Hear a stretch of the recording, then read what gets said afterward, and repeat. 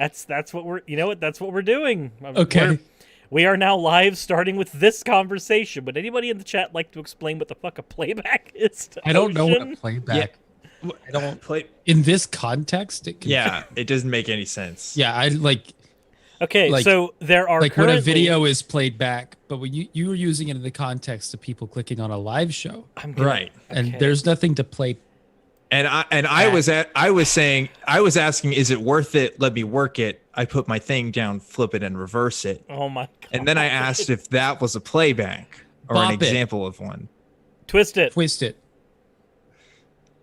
Dan, you're supposed to say pull it. Fuck it. Damn it. Why did you ruin this? Sorry. I couldn't think of it either. I was actually forgot what the pull slap part it. of the. Yeah, there's a slap. It's one with like a little slap or slap bop. Flick it. What? Anyways, so Ocean, I'm just very confused. I have sent you a screenshot that has this is the concurrent viewers and this is how many individual people have been there. No, and that's what the playbacks is. You sent me a screenshot? Oh my god, yes I did, Ocean. Where? On WhatsApp, you nerd. Sorry, there's like 30 ways we communicate. Yeah, you gotta be specific. I look. This is 2-0 right now. Ocean. I'm on Ocean's side for both of these, sirs. You gotta be more specific. Oh my god. Anyways, how is everybody doing? 87. What does the playback mean, though? This is really good. That is how many times somebody has clicked on the stream. I just got a comment. This is really good streaming content, you guys. This is amazing. This is really good. This is where we are in life at the moment. But okay, anyway, welcome to fucking Hammered Out. We have a hammer. It's a thing. We're welcoming back Objectively Dan, host of Truth Wanted, over there at the ACA. And we had an interview with Dan a while ago.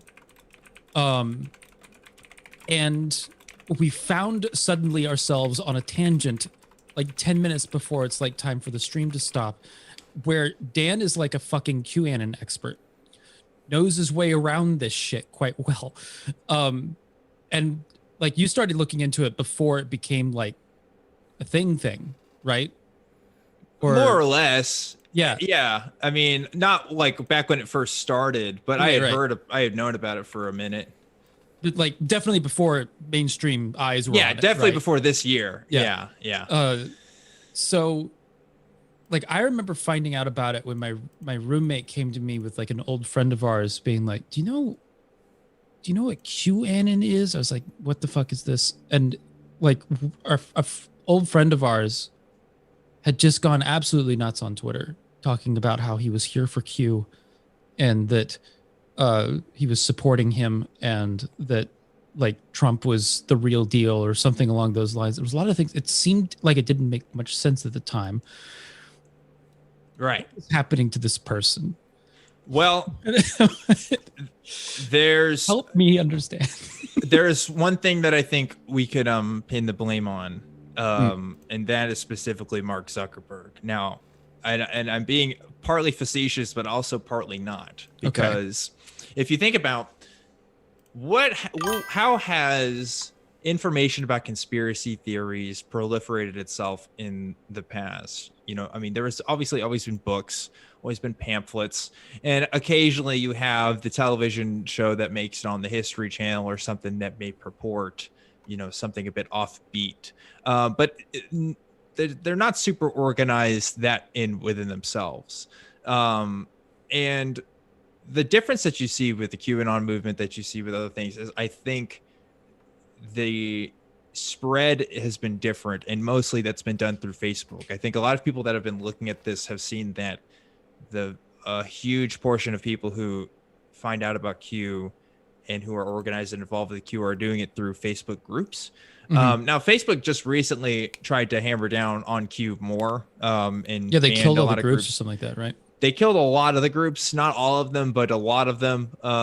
And I think it's almost too little too late. I mean, we're like 2 weeks away from the election, you know. Like at this point, they've already done their damage. At this point, honestly, banning them almost makes it worse. Like, Yeah, it they like become confirms martyrs. them almost. Yeah. And here's the thing too, Facebook is not ignorant Sorry. of this, and they haven't been ignorant of this for a while. There's been a lot of comments from Facebook employees ever since even before 2016 about the algorithms and how engagement works on the platform and what kind of information is out there, because it's changed over the past few years. It hasn't been the same. It used to be a lot through what was most engaged through comments and stuff, which that could be manipulated. And I believe currently they never say exactly how it is, but a lot of it's based on how much time you actually spend looking at a post. So if I look at a beauty post for like 5 minutes more than I do any other post, I might start seeing more of that. And so I think that's also part of it, because there were ads about QAnon also paid for, like on Facebook as well. Like we can also track that and see where that's been over time. So they paid for like boosting promotion and all that kind of stuff. Yeah, because you can pay to promote your groups and to promote other stuff, and so these Q groups have done that as well. So I think it's very clear. It's the proliferation of social media, but specifically Facebook. And in part now Instagram as well. Twitter has done some mitigation on it. They've taken down some stuff earlier this year, but I think a large portion of it comes from Facebook. Yeah. So, like, getting into a little bit about what the conspiracy like actually is. It seems like from what I've seen, there's like multiple iterations of it that are even contradictory sometimes. Like, what is Q? How did this get started? And what, like, how did we get into these like multiple branches sort of thing? Or am I misinterpreting it? How did we get all the branches of Christianity? It's the same story. Kind of a similar process. Yeah, Yeah. it's like, so we have an unreliable source, first of all, that being Q and its posts, because it's like on 4chan, right? Yeah, started on 4chan in late 2017. In November of 2017 was the first post from Q. And of course, that post was talking about how Hillary Clinton was going to be arrested on this particular date. You just got to watch and see, and some other stuff. And some people were going to invade. I think it was Chicago was going to come in, like National Guard was going to come in or something. None of that stuff actually happened. And there's other posts that you can look at from Q's history where you can like clearly demonstrate that stuff isn't happening. But you'll see with a lot of Q posts is that most of them aren't clear cut. In fact,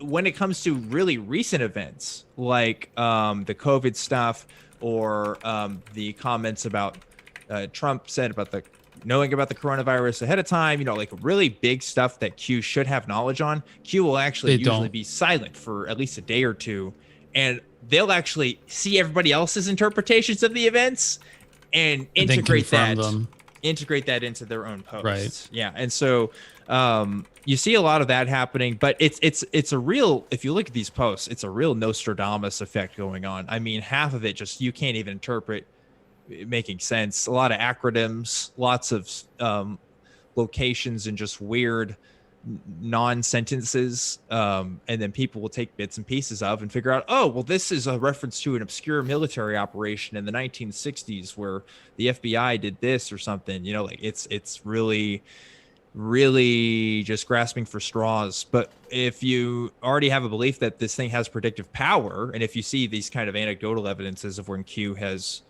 done something or whatever, which, so I can go into that if you want later, but it's all pretty bad, then I guess you have no choice but to look and see and figure out what the meaning is. And it becomes like this alternate reality game. I think that's another component of this too. People who believe in this stuff are an active participant in the belief. The belief is literally changing by its adherence, which is fascinating. If it was actively marketing for something, it'd be genius. It would be. Isn't that kind of how, like, were either of you around on the internet much when the movie Zeitgeist first released? Yeah. Do you remember everybody, like, the dogpiling on Zeitgeist? Not dogpiling in a good way, like dogpiling. Oh yeah, that everybody was making everybody was that like, screenshot that was in like every YouTube The video. the one Yeah. about like Jesus has all these qualities, and even Richard Carrier's just like, what the fuck? But I remember, because this is what started me on my like Alex Jones craze way back when. Was watching Zeitgeist and feeling like merely being informed, in quotation marks there, merely being informed was somehow making you an informational warrior, and it was guarding against whatever like evil elites were trying to do. The QAnon thing strikes me a lot as that, but magnified 1,000-fold. Yeah, it's funny you mention Alex Jones, because Alex Jones really hates Q. I think They believe all the sees it same shit he does. Wait, why?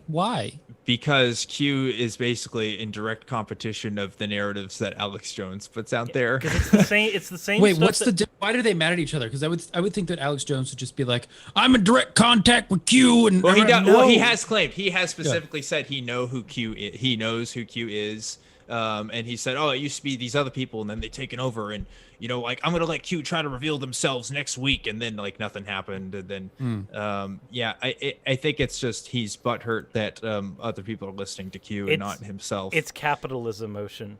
It's a market competition, and Oh, Alex he Jones has does kind of not aped like it. market competition. If you go to the InfoWars website and you go to their store place, they have some like We Are Q like merchandise and stuff on there, and some other like Q. We're the stuff. real Q. But he if you listen to him talk about it, he doesn't like Q. I think he thinks that it's like just taken away from his own audience. So also there's always been a contingent amongst conspiracy people that Alex Jones is actually in working with the Israeli government and stuff. That's a whole other thing. And a lot of that I've seen that. delves from the fact that he has a Jewish wife too. A Jewish ex-wife, yeah. Yeah. If you look at the Daily Stormers like their guidelines for how to construct their articles, they actually have an entire section on Alex Jones talking about how he is incredibly useful. However, the minute he's not useful, they'll use the fact that he has a Jewish wife in order to discredit him. Yeah. Of course, that was written when they were still married, but yeah. Yeah, it's not great. Ocean, are you okay? You look like you broke. It's just like the conspiracy theories against conspiracy theorists is like a fractal sandwich that I wasn't prepared for. Like, oh well, I mean, like I don't know. That's just such a strange. Ocean, you should see the episode I did called Nazi's Guide to the Galaxy. I actually like deconstructed all of that shit for fun.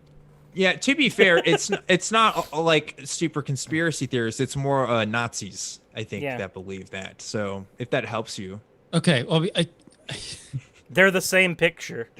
I guess they're not like mutually what exclusive. Nazism was based on largely a conspiracy theory. Like so it just wound up turning into this fascistic power grab thing.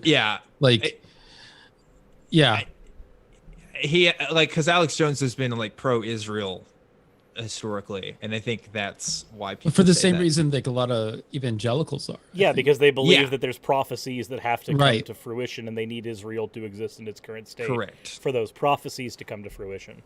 Yeah. Right. So anyway, back into the QAnon. Right. Yeah, I was just like, all right, so we veered off road for a little while. Let's go. Okay. So see, the funny thing is, we're not really off road. No, I know. It does seem like there is sort of like a web of interrelation there. But with like who is Q supposed to be? Is he like? It seems like he's multiple people as well. Q is supposed to be a high-level operative within the United States government. Specifically within its military complex. Q himself has never made it explicit whether it's one person or a group. I think they give off I think the general impression of Q people is that it is a small group of people in contact with Donald Trump. The Q itself is in reference to what's called Q clearance, which is a U.S. Department of Energy clearance that's for like nuclear secrets and stuff like that. So there's different, you've heard of terms like confidential, top secret, these kinds of things. Those are actually classifications of secrecy that's used within the U.S. government. And so this Q clearance is this idea of, oh, this guy has some top level stuff. But, if you think about it, the U.S. Energy Department and nuclear secrets, I don't know what that has to do with the arrest of Hillary Clinton or really anything else that Q touts. Yeah, it doesn't really make... Like, arrests are generally handled by people that are overseeing the missiles, I think. Right. Isn't that right? Yeah. Yeah. So, yeah, it doesn't make a whole lot of sense. But again, it's this idea that Donald Trump has gotten this small group of people together to get these sealed indictments out, these supposed indictments of people like Barack Obama, Hillary Clinton, and other people who make up the deep state, which is this literal satanic cabal. It's not hyperbole. They do believe they're Satanists, and they also literally believe that they are pedophiles and are like doing crazy stuff with kids. So that was the thing that's been brought up with like the Trump interviews recently. Do you think that he actually is unaware of of this stuff, or that? Oh, I think he is.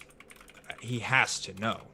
Right. I think it's just a matter of pretending that he doesn't, because which emboldens them, of course, because they think that he's speaking codedly, I guess. Yes. Which he is kind of. It's the whole 4D chess thing.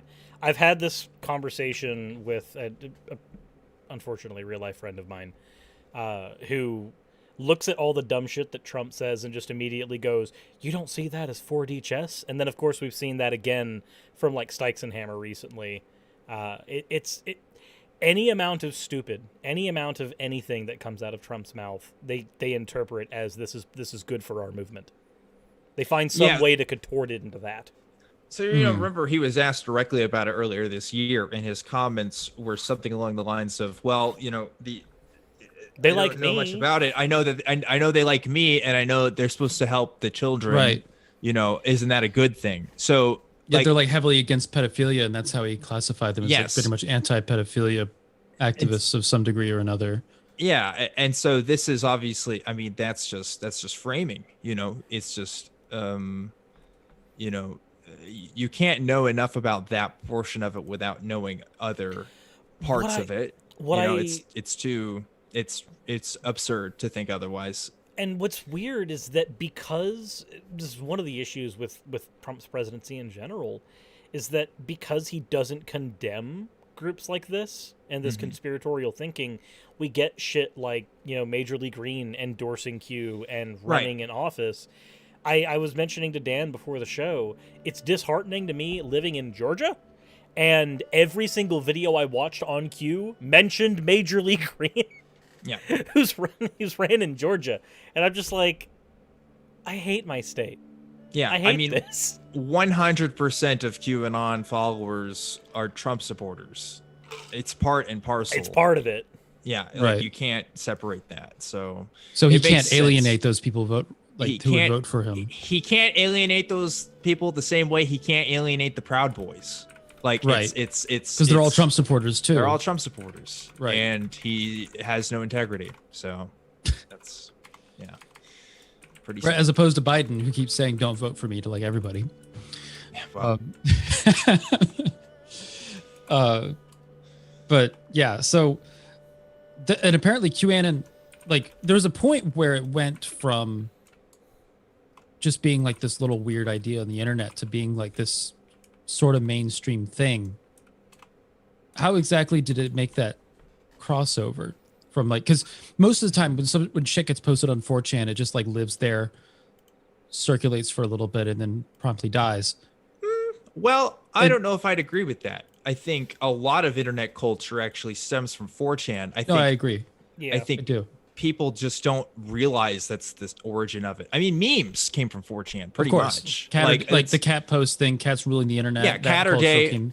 Yep. It was the 4chan thing, and obviously there was other image boards, but like 4chan is the big one now. Right. People aren't going to the Something Awful forums or these other places. But what I mean by that is by what I said was, like, usually when you have like some sort of like weird fucking idea, it'll circulate. Like, a lot of times back when I was on there and all that shit, you would have somebody that would post something, and then people would respond with "Bees are not your personal army, fuck off." And then you would occasionally get sometimes where like a meme would grow into something like the anti-Scientology raid, right? And that was like, if from what I recall, there was that, and there was a few things that happened before that, but the anti-Scientology raid was like the first like big activism thing that originated from there. But so I'll tell you what I think then, because I see what you're saying. And I think a mistake people make is that 4chan exists as a monolith, which is not the case. Each individual board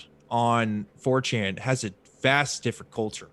And the QAnon stuff comes from Poll, and Poll has been the proliferator of a lot of political misinformation and a lot of like internet kind of trolling. Well, Poll basically just devolved into an alt-right board, didn't it? Oh, well, I think Poll is the reason why Donald Trump won the 2016 election. I think if Poll, when you come to like the eking over kind of thing. Absolutely. I strongly suspect that if it weren't for campaigning efforts from the Poll board, like if the Poll board didn't exist, he would not be president. Meme magic and all that jazz.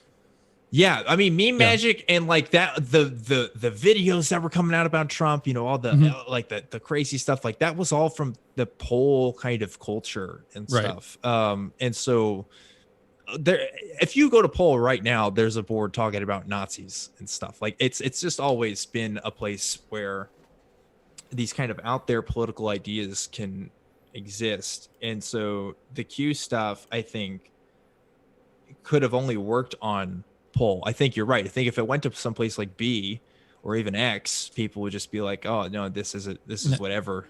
Screw B you. would be too busy laughing at things. B would be too busy posting porn and other weird stuff now.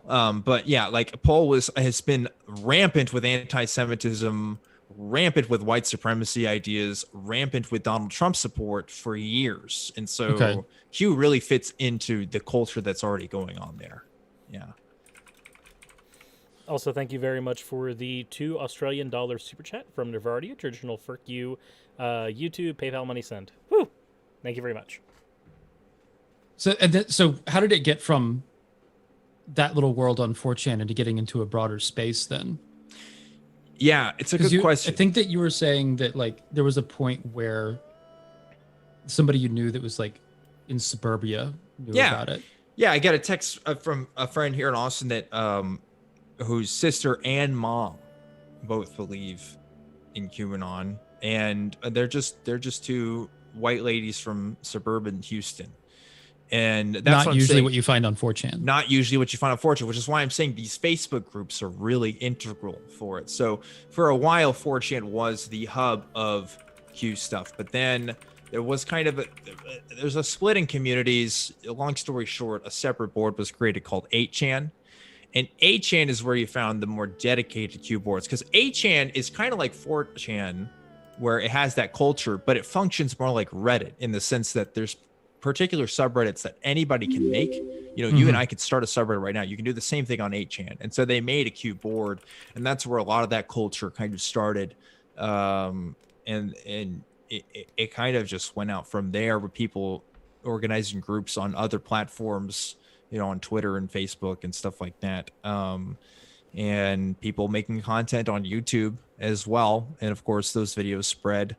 But yeah, I think 8chan is where it really started to coalesce in even greater numbers, because you could make a Q post on 4chan, but that'll eventually get lost. It gets lost in the cacophony.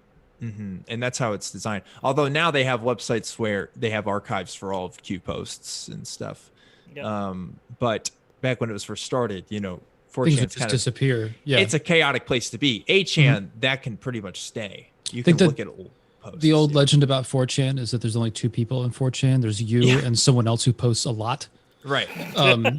Right. And but other than that, it's really chaotic. Things disappear, and like you might post something and then it's gone like 8 hours from now, because like the refresh rate, and it just got pushed back through the pages. Yeah. And it's gone now, but there's something else there and all that jazz. But like I could the fact that something like Q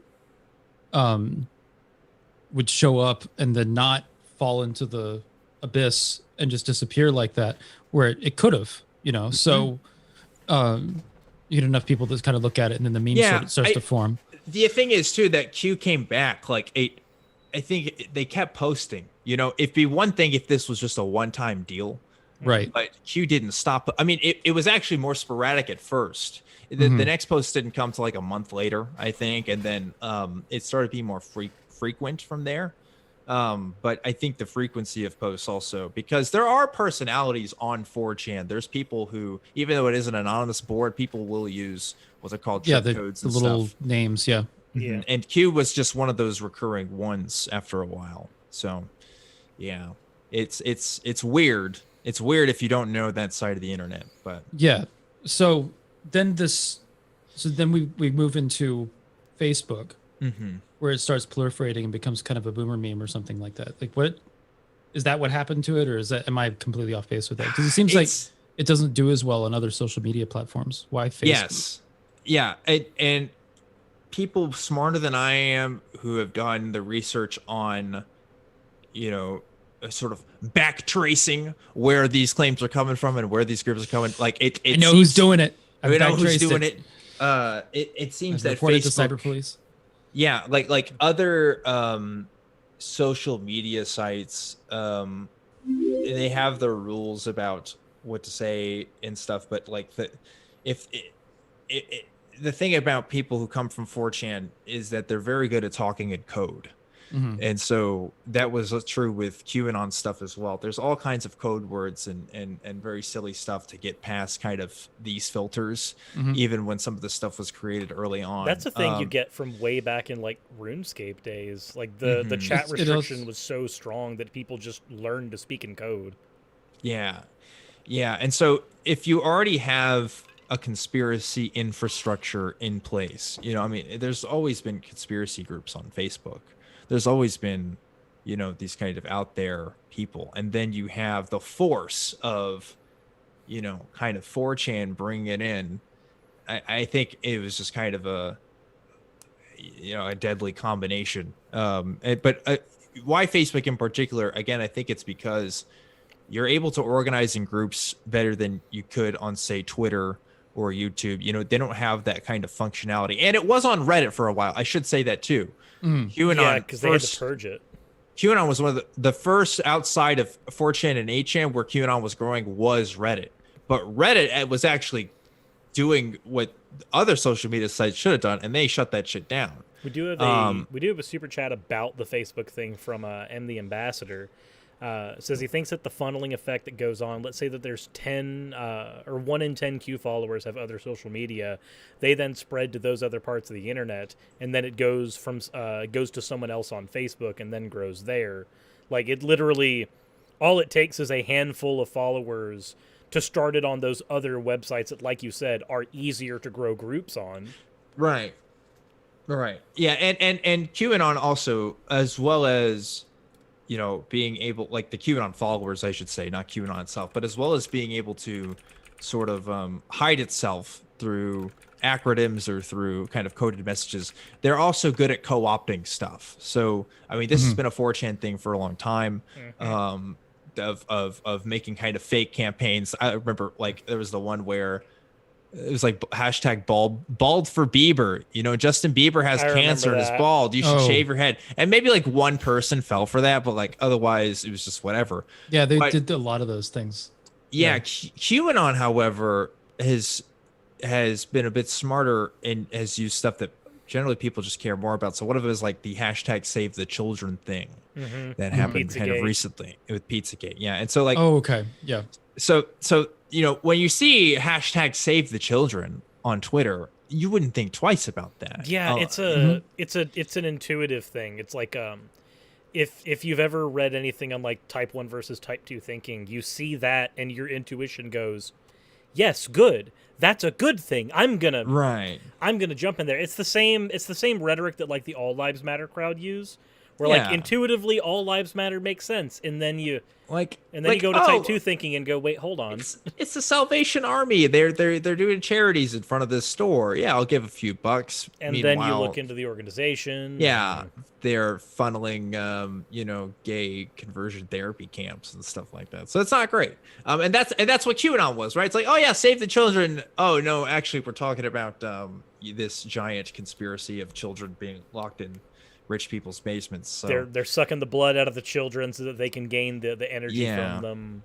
Yeah. Another big thing, again, it's just a confluence of bad events, was when I think QAnon really went mainstream sort of after Pizzagate, but bigger was Epstein. I think you see a huge... That validated a lot of them.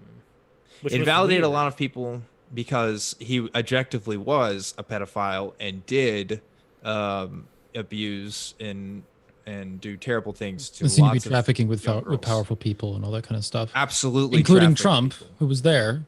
And then they argue that Trump was there as a plant, though. Yeah, they'll be quicker to point out, look, Bill Clinton was there and these other people and stuff, So it's like that meme where like you have the button. And the guy goes, okay, if you press this button, Donald Trump goes to jail. And as you're about to press the button, they go, but the Clintons go too. And the person's already pressing the button like, just, nope, all of them. It's fine. It's fine. Burn it all. Yeah. So you have these different stages of development with Q. And then, of course, I'd say the most recent and successful stage has been with the coronavirus, because internet usage is at an all-time high. Shoots up.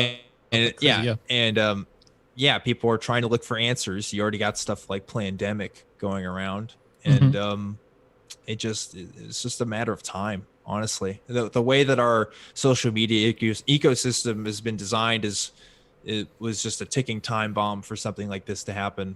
Honestly, so yeah, very sad. So and so it proliferates within the Facebook groups, and it makes me wonder how easy it is to convince somebody of things like this that are this intricate. Well, it's I'm still trying to get a handle on what it fucking is. Think about it like this too, Ocean. It's like, when you're designing a political campaign, you're not just doing one thing. You're not just doing phone calls. You're also going door to door. You're also going to speaking events. You're also sending stuff in the mail, and Q people have been doing all kinds of stuff. They were doing the Facebook group stuff, but they were also making YouTube videos about it. They were also getting Instagram influencers in on this stuff, which that's a whole other thing. Because I guess tell me about that then. What happened? There is a convergence, and this is something I think people... I've heard some different interpretations as to how this has exactly happened, but for some reason, the wellness community, specifically on Instagram, has taken to QAnon.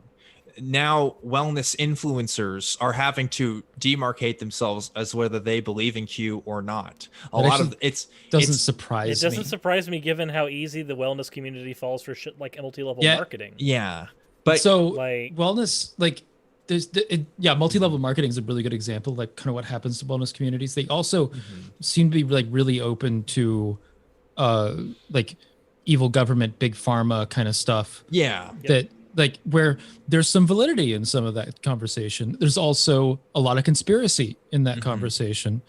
So the idea of government evil, sealed indictment kind of thing that's going on of a broad conspiracy getting out to people through the wellness community. It makes sense that it would catch fire there. Imagine, Ocean, you're not even in the wellness community, but maybe there's one person you look to for some hot beauty tips, and suddenly they're saying, I just want to make a quick statement about Q. I don't believe in this. I think it's garbage or whatever. Okay. But then you're first time hearing about it. Yeah, but then you're like, what is Q? So you start researching and exactly. Then you found you fall down the rabbit and hole. So it's the Streisand effect. It's by not claiming to not pay attention to this or saying don't look at this, people are going to look at it. And so if you're in that community, that's been a topic of conversation this year. And so Pico is so fucking cute in that background. I'm sorry. I know the fact that your cat is like fucking well placed. Like it's pretty good. Like mine is that's just, a wonderful placement of that cat tree. like mine is just sitting here, just being a lazy fuck. But you know, it's fine. Calcifer will sometimes make his way to the top of this bookshelf, but it's not on camera. He runs all over my desk where the soundboard is, which can be a disaster. It hasn't happened, like nothing horrible has happened yet, but then he'll just bounce all over there. But okay, yeah, it makes sense that it would just pop around in the wellness industry like that. And I guess it expanded beyond that into Instagram in some fashion with other influencers, or is that? So Instagram is owned by Facebook. And so Facebook has done the same thing with Instagram in that they've purged a lot of those accounts that were associated with that. Again, it's not all of them, but they've gotten a lot of them. But that may not stop every single influencer who's ever said positive things about Q. Right. You know, they're mostly targeting the same kinds of hashtags and the same kinds of, like these kind of patterns. And so what's in these Q circles. But there's a lot of celebrities now even that will probably privately hold these beliefs, and maybe they'll make one-off mention of it, but don't expand on it anymore, either because they don't know shit about it, or they know that their account might get shut down or whatever. Yeah, it's a hard thing to defend. So, that just adds to the problem of, which almost makes it stronger. Yes, because if your narrative is this is a real thing that's happening and people are suppressing it. Yeah. There's evidence of suppression, no doubt. Right. It's just what are the intentions? It's that whole like it's using a grain of truth to tell a very big lie. Is what happens a lot. Or not lie isn't even the correct word, because a lot of these people fully believe this. So it's not really a lie, just a falsehood. Where you say a couple of things that are 100% true. And then you say, therefore, this.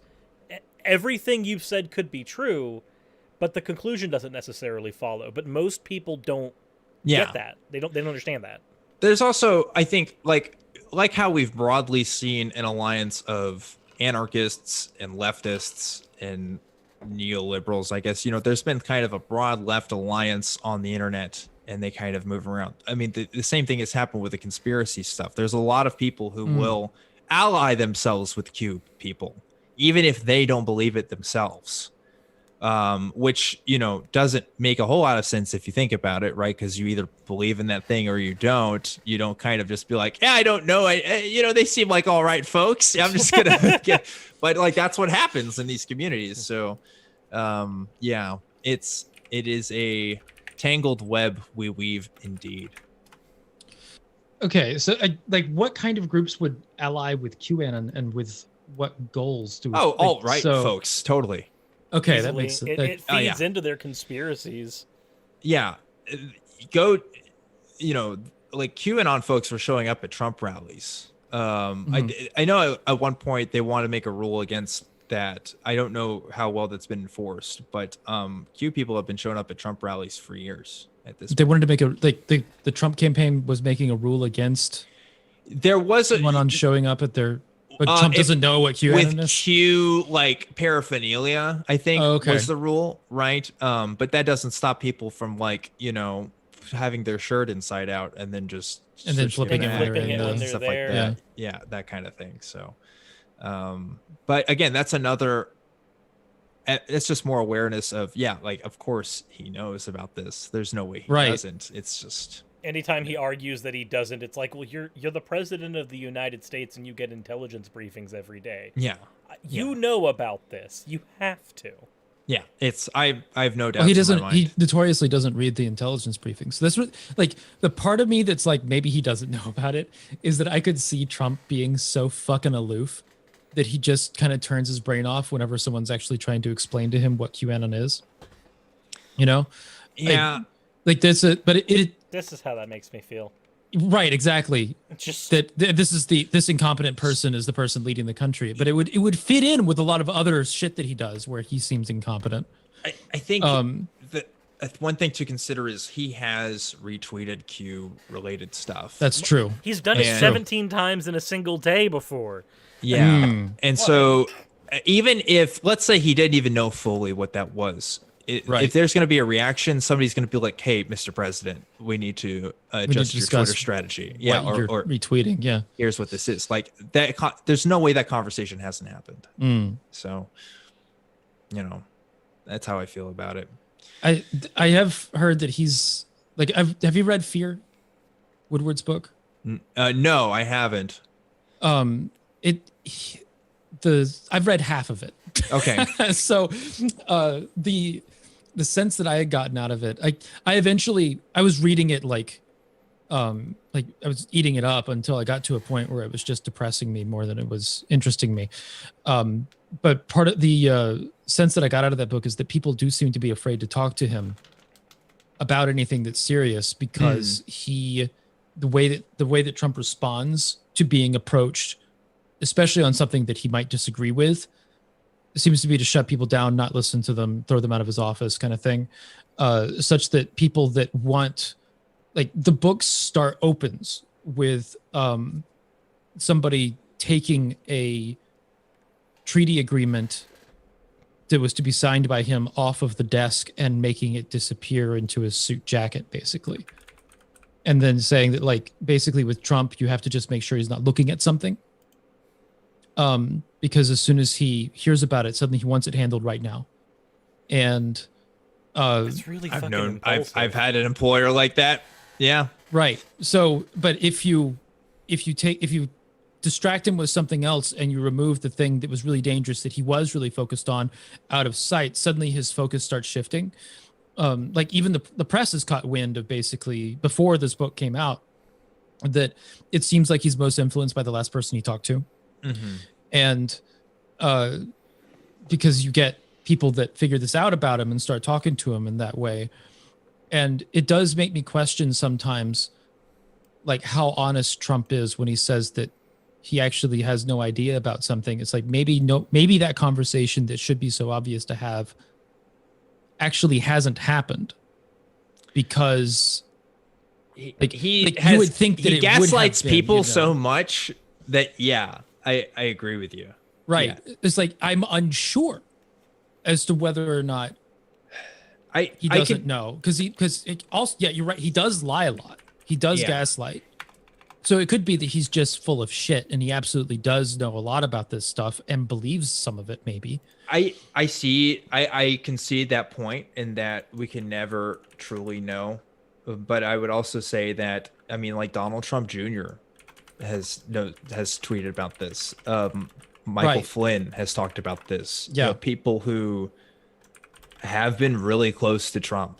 And I think the evidence to me leans more in favor that he at least knows that, like going back to the Proud Boys example, like he knows enough about the Proud Boys to know that he's not going to completely dismiss them.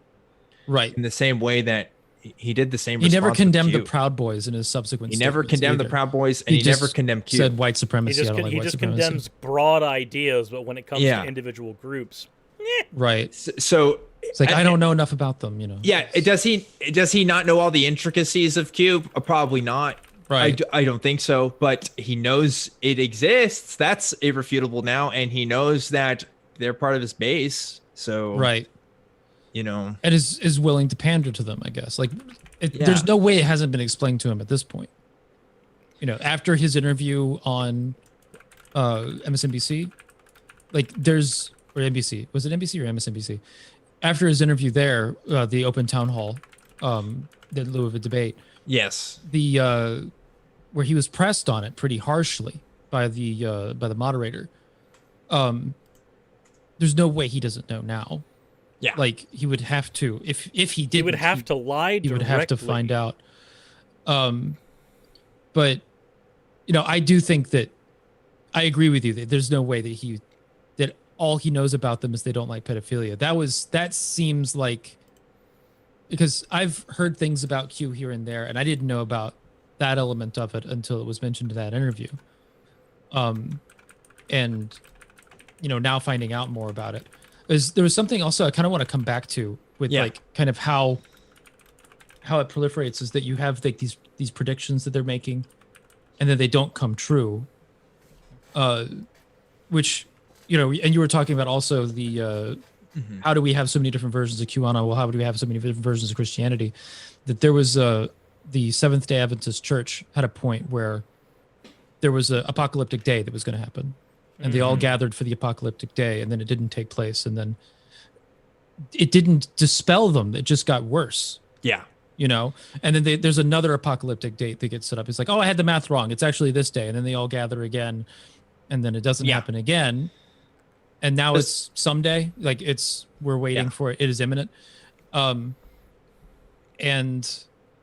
that was, I think, in the 1800s, late 1800s, that happened.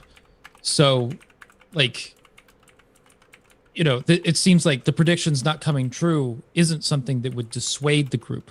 No. It would just be like, well, the enemy's gotten worse or something like that. Yeah, what you've described has happened with Q several times. There's several specific predictions. A lot of it was early on. Hillary Clinton going to jail and arrests being happened and the storm happening on particular days and stuff like that. Like, and that has gone and passed. But the thing about most Q drops, especially in recent times, is they are very, very, very, very vague. And so you could say where something could have happened or it couldn't have. I mean, it's so just, out there, nonsensical, these posts. I mean, like it's like interpreting Revelation almost. Like it's even worse. You can apply Revelation to pretty much any, like when the Roman Empire fell, the invasion of the Huns, that people thought that was Revelation taking place. At least Revelation has a narrative, like I think with the Q posts, there's different terminology being used in every single post, and there's different references to things being made all the time. And so it's a constant barrage of numbers and code words and phraseologies and just a paranoia as well, and gaslighting. So it's like I said, it's an active con that's happening here. It's not just here's an old text that people are looking at and are making predictions. It's this person is or group of people, because there's a couple of different ideas about Q now, but is literally a prophet at this point and has these followers that may or may not perform actions based on their interpretations, and it's a stochastic terrorism on some level. I mean, it's pretty wild. Wild. Should we probably explain the concept of stochastic terrorism to the chat a little bit, if they might not? Yeah, I know that I think you should. Sorry, let's go for it, man. Like, absolutely. Or okay. I think we should definitely cover that. Yeah, I'll do a very brief. In mathematics, something that is stochastic, it just means that it's random. Stochastic terrorism then translates to random terrorism. So let's say that you are insert YouTuber here, and you initiate a pseudo call for violence.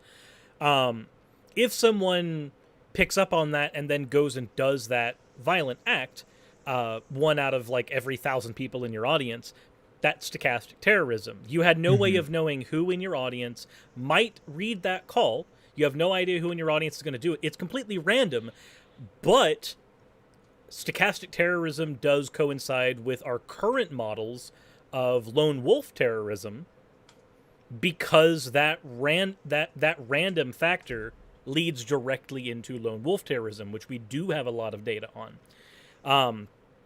Another way to look at it is kind of like a funnel, like a sales funnel. So if you say a thing, hello Yumi, that may or may not lead to violence, and you have a handful of your supporters who just go, well, that didn't mean violence, and you have another handful smaller that go, well, maybe it meant violence, and you have another handful that's smaller that go, it did mean violence, but it doesn't matter. Then at the end of the funnel, you have the people that are directly affected by the actual stochastic call, the people who go, yes, they called for violence, and yes, I should enact violence. It's a little bit like a sales funnel there. But the long and short of it is random terrorism.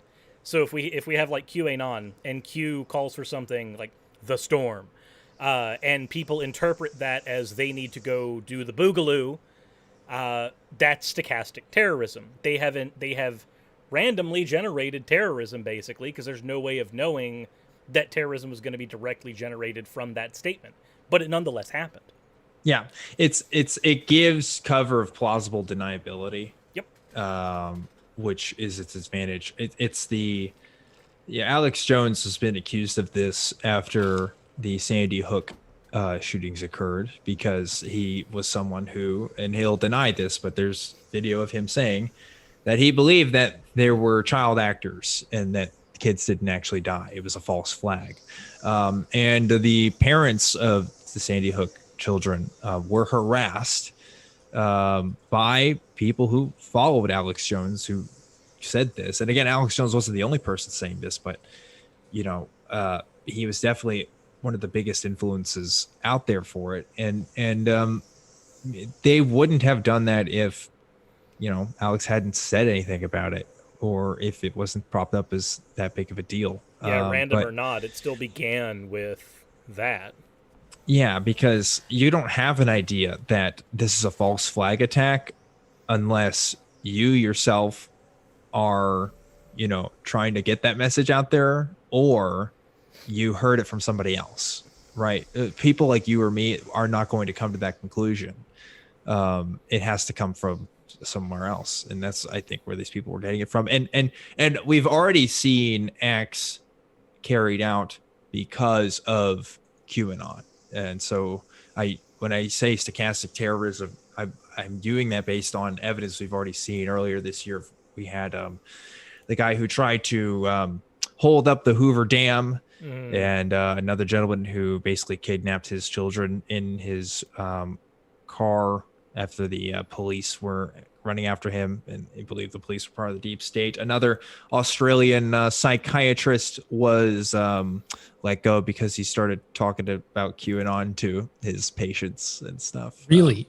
Yes. That's so that's kind of fascinating though, because you'd think that being a psychiatrist, you would kind of have just a base understanding of how easy it is for your brain to just get hooked on this stuff. Yeah, there's a lot of people who you would be surprised to know is kind of into it now. I'm trying to think of some celebrities, but there's a couple of them. It's like finding out that a celebrity is a Scientologist. Yeah. It's like, wait a minute, how, really? It's like, how did you get there? I think we were talking about last night, sort of about Kirstie Alley. It was like, yep. As recently, we've known she was a Scientologist for some time. It was like, huh. And then she came out recently as like a big Trump supporter and got dragged on Twitter for it for a little while. And it's like, I don't know. It's like, but I guess the same thing sort of applies to the QAnon. Where just like sometimes you get really surprised because like the guy that I opened the conversation with, where I found out, in fact, we found him saying things on Twitter, like early on in all of this. It's like several months ago, but I still think it was like earlier this year though. So still, from the post, like almost 2 years into this, but the guy that we're talking about, smart dude, like very analytical guy, sort of like an accountant type fellow, and just was very mild mannered, but then suddenly his social media just started blowing up with this Q stuff, and it was very uncharacteristic of him. He went from being like really quiet and reserved into this posting like all the time about Q. Yeah, like his personality seemed to change. Yeah, and that's been a pretty common anecdote you find amongst a lot of people who just appear totally normal, totally fine. A cult at that point, isn't it? Yeah, I mean, it's really scary. You can read stories from the subreddit QAnon casualties of people who have friends and family who are just getting into it, and that's why I chosen to preoccupy a lot of time looking at this because I'm not scared of people who think that aliens are abducting people or that Right. Bigfoot's in the wood. I'm scared of people who actively believe these conspiracies and will commit violence because of it. So like I said, it's already happened, and I'm nervous about this election. I'll be honest. I'm nervous about the aftermath more than anything. Yeah. I mean, this is already a group of people primed to believe that the world is out to get Donald Trump, and that if he doesn't win the election, then there's something wrong with our government, and so we have to take direct action. There's people that are already prepared to do that. That's kind of the same, that's the same rhetoric that is used to enable fascism classically as well, though. It's that victim mentality, the idea that we are superior, but there's so many against us that we have to rise up, we have to do X, Y, or Z. And that's kind of the scary part, too, because when you do... I'm not saying that every QAnoner is like a fascist support. Well, they support Trump, so I guess technically they are a fascist supporter in that sense, but... You're right in the sense that they do use crypto-fascist techniques. Crypto-fascists are famous for, they're not talking about Jewish people. We're talking about, they'll use some other phraseology or the bankers. They'll use the globalists, the bankers. That's what the deep state is. And eventually when you dig far enough down there, you go into, somebody in this community is going to be like, hey, you guys know we're actually talking about the Jews, right? Like that's like, the friend of mine that I used to have that would say that Trump was playing 4D chess. He would, when I would bring this stuff up to him in kind of like a whole, why are you believing this stuff? He would go, well, if you look at the actual elites in the world, they are all Jewish. Now, that doesn't mean anything. They don't mean anything. It's just really coincidental. And I'm like, how can you hold the view that there are elites in the world that need to be taken down? Which, as an anti-capitalist, I do hold. Yeah. But then you hold the view that those elites are Jewish, like they are just the Jews, not just happen to be Jewish. The elite are the Jews. And then, through massive cognitive dissonance, come to the conclusion that now that doesn't matter. Well, no, it does. Otherwise, you wouldn't have fucking brought it up. You're just trying to not sound like an anti-Semite. Consistency isn't as important as solidarity, right? If you define yourself as... Don't hurt my lefty heart. If you define yourself against an opposition, right, then you soon make strange bedfellows. Yeah, I think that's a big part of it. Again, like a lot of these people will say that they allied with Q or they support Q, or they think Q is doing great stuff. That's what a lot of them, the politicians specifically that have endorsed Q, or at least have mentioned Q, have said about it, which they're all Republican.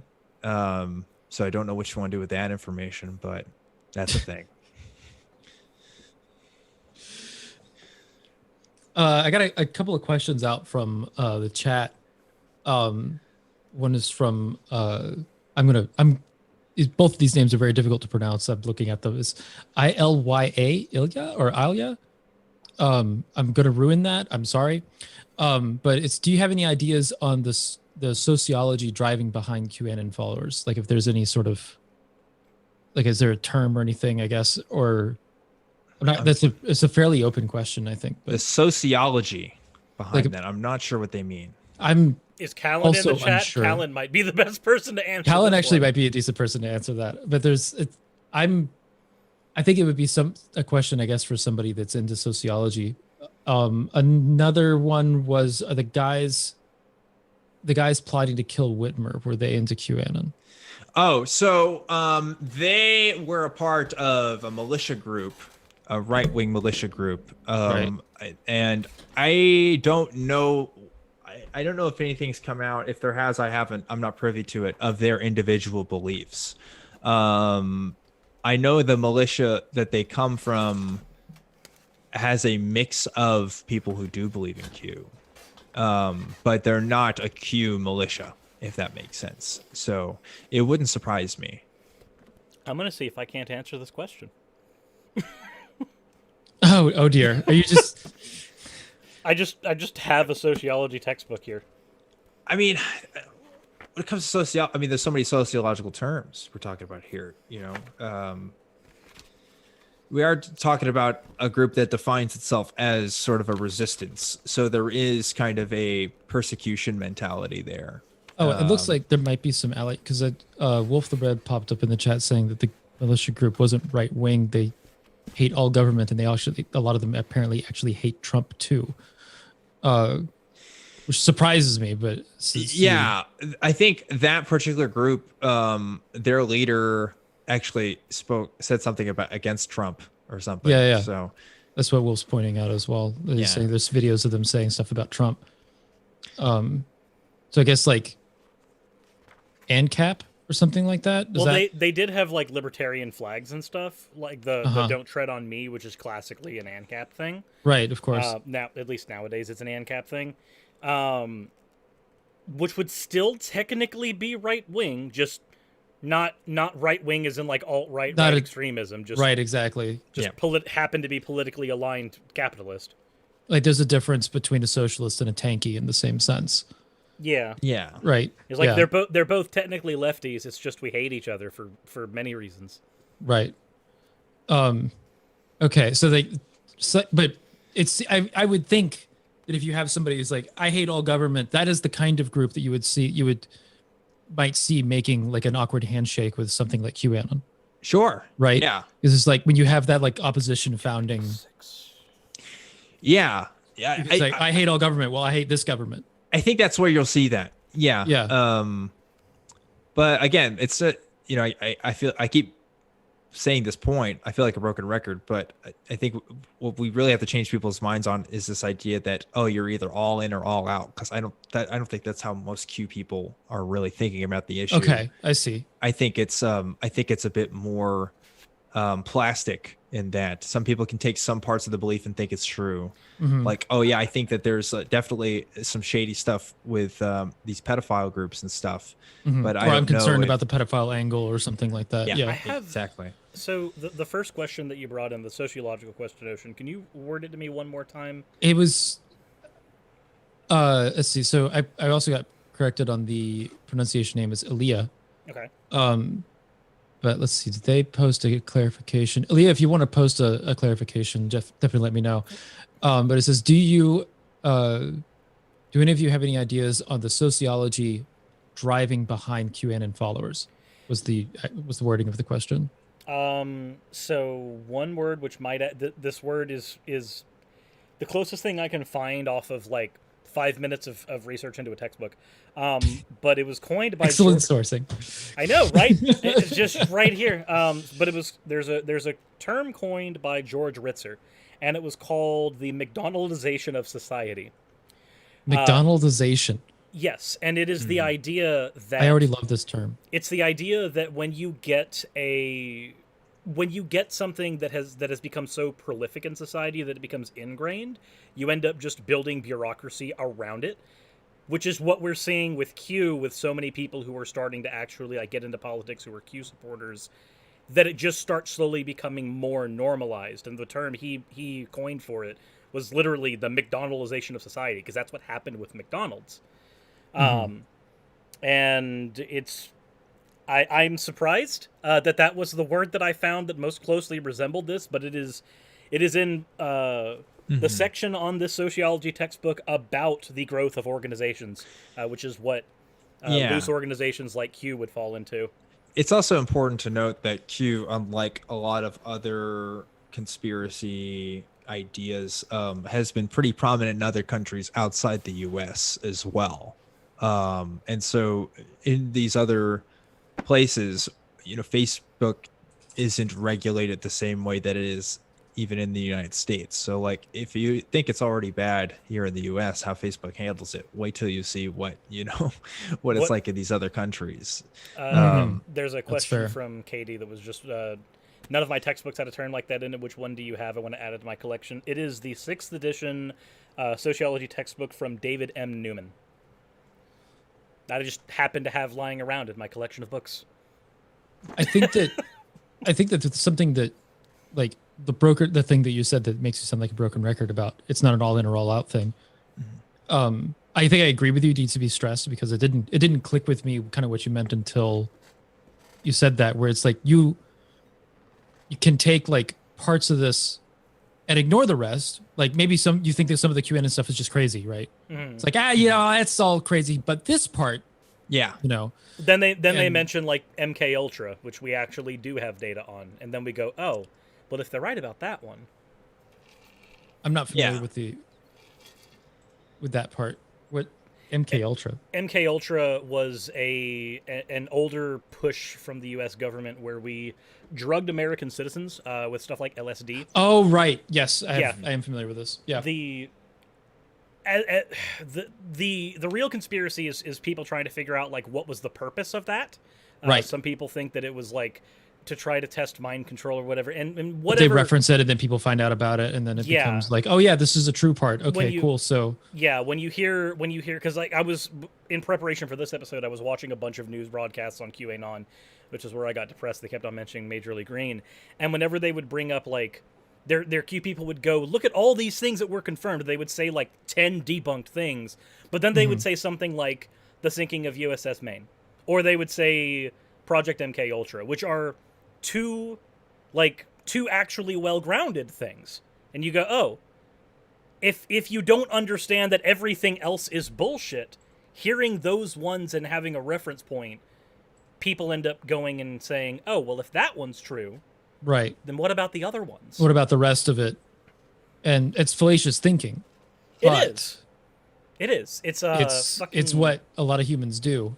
They go, all right, it's like, oh, well, this thing that's from this person is true, therefore the rest of what he's saying must be true. Yeah, it's an argument from authority. Right. I forget what because there's argument from authority of like from the person, but I think that there's another argument about like there's another fallacy specifically about one thing that's from the source. I think it's a version of the genetic fallacy, isn't it? Well, yeah, the argument from authority is a version of a genetic fallacy. Right. I know that it's I know the way to word it, but I don't remember the name of the fallacy. It's if I say 9 things, what's the 9 true things? What's the likelihood of the 10th thing being true? And everybody usually responds, well, probably very high. And like, well, no, you don't know the likelihood.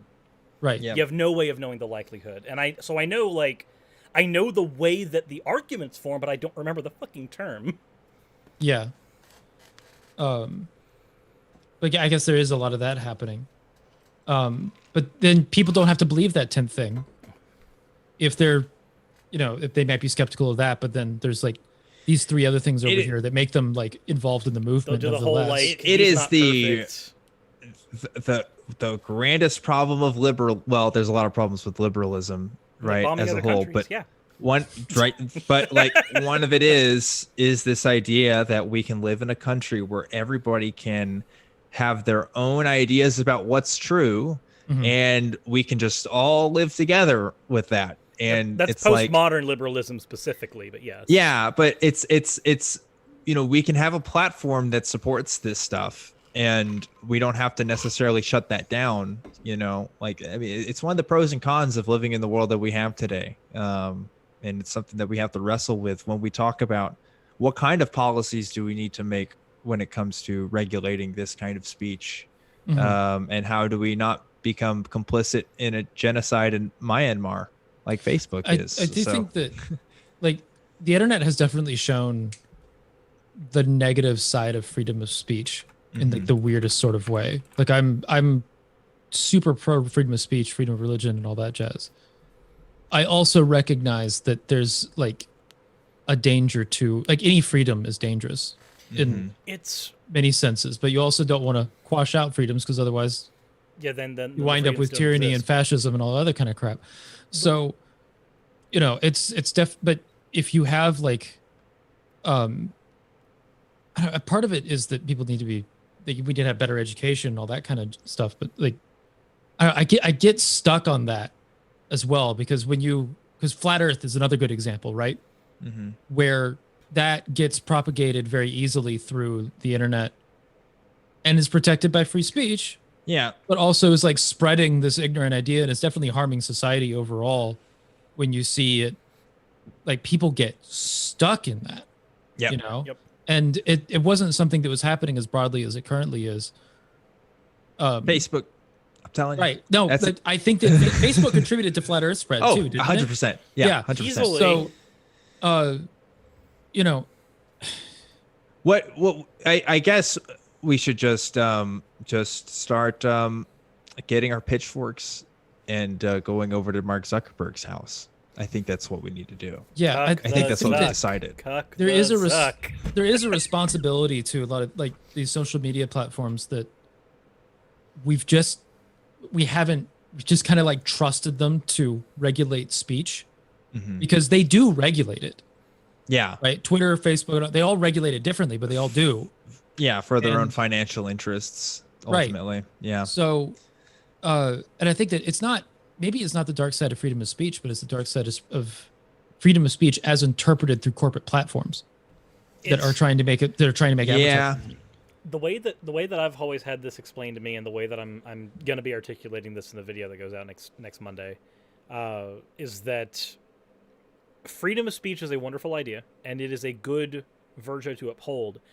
But there is a difference between de facto freedom of speech and de jure freedom of speech. Your freedom of speech that is granted by the environment, and then freedom of speech that is granted legally. And sometimes when you have your de jure freedom of speech, all this speech is protected, all of it's fine, hate speech is protected, do and say what you want, you end up negatively affecting over on this end your de facto freedom of speech, because you create the ability for there to be areas where, say, a marginalized group, when nobody feels any like social or legal ramification for engaging in hate speech or even violent hate speech to a marginalized group, how free is that marginalized group to actually engage in speech in a public forum? Over time, they start to not have that freedom. So they've got de jure freedom of speech, but they don't have de facto freedom of speech. Right. I think a big part of it too is, honestly, it comes down to the algorithms. I mean, people wouldn't know about this stuff unless it was recommended to them. A lot of these people who would have never come across this information. It's not like the internet is brand spanking new. I mean, we've had it for 25 years now, more or less, right? And like, why are we seeing this Q stuff happen in these recent years? Well, because MySpace wasn't doing this.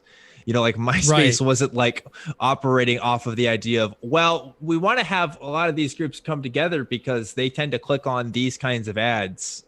And so, MySpace was just like a really cool place to find music for a little while.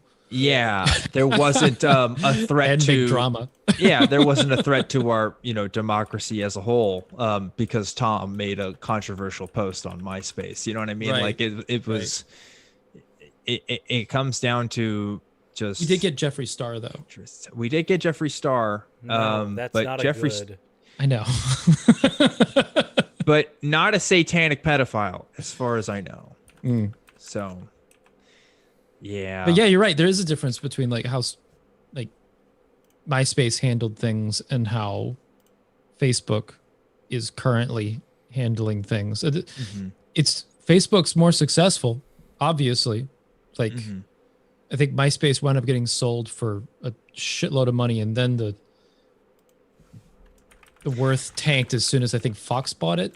And I guess so Facebook has figured out a way to make a successful ad revenue, but in so doing has given us this, where anybody that like catches is understanding an algorithm and is able to catch on to it and spread things around. Like, it's because you definitely didn't have that on MySpace. It was MySpace. It was more like, I didn't get suggested friends or anything like that necessarily.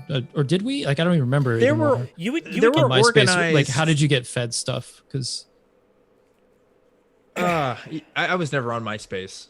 I'm I trying remember to remember. You're making me think about things that happened. Because I remember finding like influencers on MySpace and that kind of stuff. Like, I'd find music and I'd wound up like I was aware of Jeffree Star on MySpace. I miss being able to make a profile with my own music. Right? It used to be, you would get a pamphlet in the mail or something, or you'd get maybe a local group that organizes, but that's all the information you're going to get about stuff. I think now we have better tools to find information, but information isn't neutral. Some information is going to be more valuable or more illicit than others, and so when people take advantage of how that information is found, it just, I can just open up a fresh plate of YouTube, and I could probably in like 3 clicks, I could get to a QAnon video. Yeah, I could without even trying. Honestly, it's so bent to this particular audience. It's pretty wild, but I know they've made changes to it, but it's too late in my opinion. It's way too late. Way too late. Yep. That's some doomer shit, but accurate too. Well, I was gonna say though, if let's say, right, it could be that nothing happens after 2 weeks, because I honestly don't know what the narrative of Q will be once Trump is out of office, assuming that that's going to happen. Where does the story go? It could I think that might be a reason why Alex Jones doesn't like it, is because he can't control the narrative at all. It's so kind of dependent on what these people on the internet start talking about, so that he can't plan his fucking show. But if you have, let's say that Q starts making posts about how Trump fell into the corruption of it and whatever, and that's the reason why he lost the election or something. Yeah, they'll just pick another one. Yeah. The or they pick him as a martyr or something, like, I don't know. It's just like there's all kinds of things you could do with it. The thing when you're trying to figure out where a conspiracy theory can go, if there's one thing I've learned, it's that conspiracy theories don't go away. Ever. And whenever they are debunked in some way, the goalposts shift. Every single time. So when I was the guy who runs the QAnon Anonymous podcast, when he was asked, I can't remember his name because my memory is garbage. Travis View. But when he was asked, what does he think is going to happen with QAnon as a conspiracy? And this is it was a person that Dan recommended to me. This is a guy who's studied a lot of conspiracy theories. I mean, it's kind of how you get to a Q conspiracy podcast. What he said is it's not going to go away. At the very least, it'll be with us for an entire generation. But it's not just going to go away, because we've seen that constantly with every single major conspiracy theory that has been debunked, thrown under the rug, whatever. Moon landing's not real. Yeah, it never goes away. They always find some other way of doing it. It's like with the moon landing. You point out, hey, we've got panels on there that we fired lasers at and they bounced back, and we put the panels there specifically because we didn't think Russia would agree that we did this. Like, we had to prove that we won the space race. And then they go, well, that could all just be a lie. Russia's in cahoots with it. And you go, but we were racing against them because it was a Cold War. It was a fucking Cold War. Right. Like, we had nukes aimed at each other.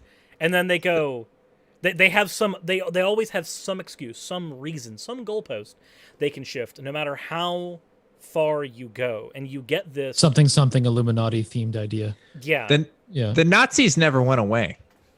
They're still here. Yeah. They're still here. Yeah. Like, Nuremberg got rid of your open and out ones. That's it. Yeah. Have you seen the pictures of the American Nazi Party in Madison Square Garden? 32 or 36 or something like that. Like I know what you're talking about. Yeah, it was basically like a cult of Washington sort of thing. Yeah. They were on Madison Square Garden and they had their little banners and everything. Yeah. Sorry, have you not seen these? Seen what? The Madison Square Garden American Nazi Party gathering. No, I did not. Look this up. Google it now. I've seen the ones I need you to see this Stone image Mountain. so that you'll react to it just now. Yep. So Madison Square Garden Nazis? Yeah. It's in the 30s. Holy actually, you know what? That makes sense. Look at the size of the crowd. That's a Trump rally. Well, that's bigger than the Trump rally. It's huge. So, I like at the time, this is before. Yeah. At first, I wanted to be surprised, but then I remembered, if any of you watch Godless Cranium, there's a series that me and him had been working on together, which we kind of stopped because real life sucks, called Cycles of Fascism. And whereas I deal with the modern examples, like Rick Wiles, the Proud Boys, etc., what Godless Cranium's doing over on his channel is going with the examples from the past, the versions of, like, the stuff that existed in America in the 30s and the 40s. And so when I look at this, my first reaction is, holy shit. My next reaction is, I already knew about this. And it's sad. Yeah. I also think people were broadly more racist back then. Although there's also like more people on Earth now. Yeah. I bet in total there's probably more racist people. But to say, this was before the civil rights movement, so this would America was a wonderful breeding ground for this kind of thing back then. The problem is that we are, and I was given the correct pronunciation. I'm going to say pronunciation just to upset the pronunciation. audience. Yep. It's the pronunciation. It's de jure, not DiGiorno. Not DiGiorno's. It's not DiGiorno pizza, but yeah, no, it's de jure. America does have, like, post-civil rights movement, we do have a different climate, de jure, but de facto, especially here in the American South, we still have the perfect climate for this. Like, this shit didn't go away. People just have better excuses now. Now it's, I'm not racist, I have a black friend. I'm not misogynist, I have a daughter. Like, it's all... That's what people do now. It's less out in the open, but that mentality's still fucking here. It hasn't gone away. Yep. Hey, do you guys know the maker of Sea Monkeys was a huge Nazi? I don't know what Sea Monkeys is. You know, the little in the old comics. Oh, you could get the packet of sea monkeys. Yeah. Okay, that is what it is. Yeah. Okay, so that guy's a huge Nazi. Do you guys know that the creator of Earthworm Jim is a giant young Earth creationist? And he funded...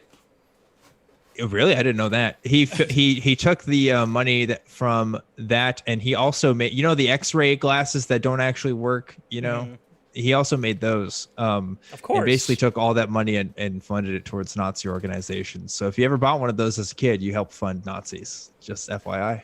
And that is my that is my argument against people trying to say that buying certain things is in its own way ethical or not. Sometimes there's no fucking way. Sorry. Capitalism. Did you just take that straight into there's no ethical consumption of the capitalism? Almost. Yeah, I think that's what I heard. I think that's what I heard too. Look, listen, this man sold brine shrimp in the 80s for Nazis. Therefore, we can't buy anything. Fuck this. What are you talking about? Put the bread down. No, I cannot. It is here to stay. Put it down, Cirrus. No. Oh my god.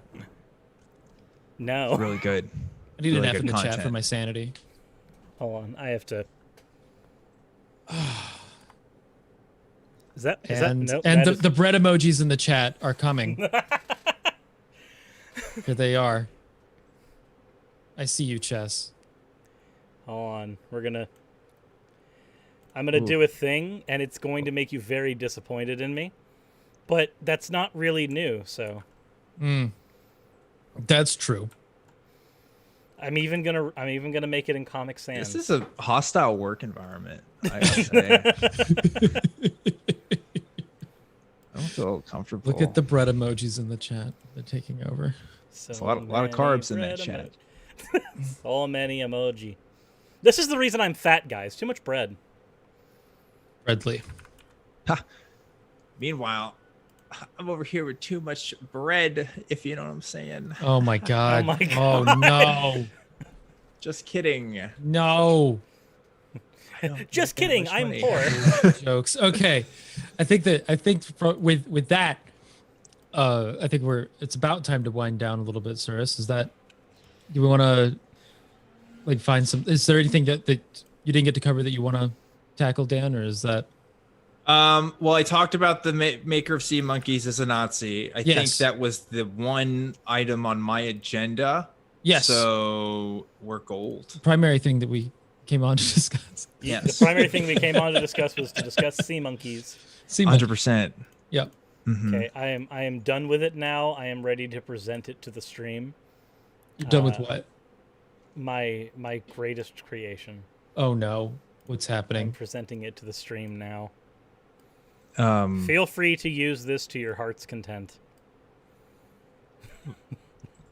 What is Cirrus about to do? what's going on? I'm scared. I didn't. Oh my god. Screenshot and use it to your heart's content, everyone. Oh no. Wait, what am I looking at? Where are we It's going? on, to the it's on stream. stream. Go to the stream. Oh shit. Well, now I had the chat open. I didn't have the Yeah, stream. yeah. I didn't either, but now I see it. Oh, is this gonna be no. really meta? Oh no. No. Oh no. No. Oh No. no. And from there, I think it's time. It's time to time. end this show. I'm out. Thank you, I'm guys. done. So I'm gonna much start for hitting watching. everything with hammers. so much for hammered out. But Dan, thank you so much for coming on and explaining this. I think that I learned. Yay. Yay. But yeah, this is definitely it's a deep topic. It's a scary topic. I'm now a heckin' concerned. Yes. And the best part is, Ocean, there's probably nothing you can do about it. Yeah, that's the uplifting part about it. Yeah. At least if you know someone in your life who may be thinking about this stuff, take them to QAnon casualties and see the stories of the people whose lives have been completely messed up by Yeah, this. that's something actually that we can briefly cover as far as be aware of it, but what do we do about it? So QAnon casualties is something you can take people to, and then there's also nothing we can do. If you are catching somebody early on in the process, and Yeah. if you're lucky enough to get it, I think there's a very good chance that you can kind of stop people. It's the same thing as like a family member getting into a cult. You can get them early. The problem is when you see so much bullshit evidence, right? Is the bread still up, sir? Let's take the bread down. Actually, no, Ocean. I'm not going to put the my bread down. God. when All we right. talk about like young Earth creationists, a problem that we have in talking to them is they have read so many individual little tiny bits of bullshit that we can't even actually catch up to all the bullshit that they've read in one conversation. It's like dealing And so with a gift gallop. even if we debunk 1, 2, 3 of these arguments, they still have 10 other arguments they can go to. And if they're really dishonest or they really don't care, they might just forget that she even had that conversation with them. And I think the same thing broadly applies to Q. There's lots of anecdotal evidence supporting Q. And if you're not as knowledgeable about it, it can be even more confusing or frustrating because they are talking about all the time about how people don't really understand what Q is about, what's really going on, and how the mainstream media is always messing things up. So it pays to be vigilant if you have people in your life and you can explain the specifics. But other than that, I just try to spread as much awareness as I can because I think that's all I can do. So I guess I before we go out, before we shut down, let's definitely plug Dan over here. So it's at Objectively Dan. You're on Truth Wanted on YouTube. You're also at Objectively Dan on Twitter. So anything else you want to plug or talk about and all that kind of jazz? That's all I want to plug right now. I'm on Twitter a lot. It's fun. It's cool. Not really. Sweet. Twitter's a hellhole, but Twitter is a hellhole. I hate it. It's a hellhole that I occupy pretty frequently. So Yep. say what you will. All right, and Truth Wanted as well is Fridays. Fridays What at time? 7 p.m. Central. 7 p.m. Live every week. Check it Sweet. out. All right, guys. Yeah, definitely check out Truth Wanted. So I guess with that, Cirrus, we can't say Happy Thursday anymore. We can't, but it is Happy Tears Day. It is Happy Tears Day. Happy Tears Day, everybody. Happy Dan's Day. So thank you all for watching. Please go check out Dan. I'm going to be putting a link to Truth Wanted in the description. It is not in there right now because I am an idiot. But we can make up for the idiocy by retweeting the thing that I put in the chat. If everybody likes and retweets that, it will be fine. All will be good. Oh my God. No, Ocean. Don't. What is it? No. Don't. No. No, Ocean. No. No, don't.